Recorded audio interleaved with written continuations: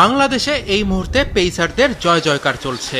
এশিয়ার মধ্যে একসময় পাকিস্তানকে পেসার তৈরির কারখানা বলা হতো, তবে এখন টাইগার পেস ইউনিট বিশ্বমানের। অস্ট্রেলিয়ায় হাসান তাসকিনরা সেই প্রমাণ দিয়েছেন।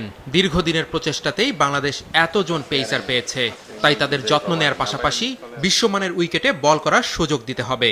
বিসিবিকে পাইপলাইন মজবুত করার পরামর্শ দিয়েছেন সাবেক অধিনায়ক ফারুক আহমেদ। আমরা জানি যে আমাদের কন্ডিশন কখনোই অস্ট্রেলিয়া ইংল্যান্ডের মতো সাপোর্ট করবে না, বাট আমরা অ্যাটলিস্ট একটা দুটো টুর্নামেন্ট যেটা আমরা খেলতে চাই গ্রিন টপে, বাউন্স উইকেট, ল্যাটারাল মুভমেন্টে, যেখানে আমাদের ব্যাটসম্যানদেরও টেকনিক বেটার হবে, বোলাররা তো আরও আপনি যেটা বলেছেন যে পাইপলাইনে যাতে উৎসাহী হয়। অলরেডি রোল মডেল তৈরি হয়ে গেছে আমাদের।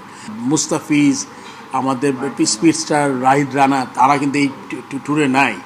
তারপর আপনি দেখেন অ্যাটলিস্ট 7-8টা ছেলে আছে, রিপন মণ্ডল আছে আমার মনে পাইপলাইনে। সো আপনি মুশফিক, আপনি দেখেন আমাদের এই যে পাকিস্তানে আপনার খালি দিনের পর দিন আমরা কেন দেখি পেস বোলার, আপনি ওয়াকার বলেন, আকিব বলেন, ইমরান খান বলেন, শোয়েব আক্তার বলেন, তারপর কিন্তু চলছি পেস ব্যাটারি। সো এটা একটা রোল মডেলের ব্যাপার আছে, এটা আমরা তৈরি করতে পেরেছি।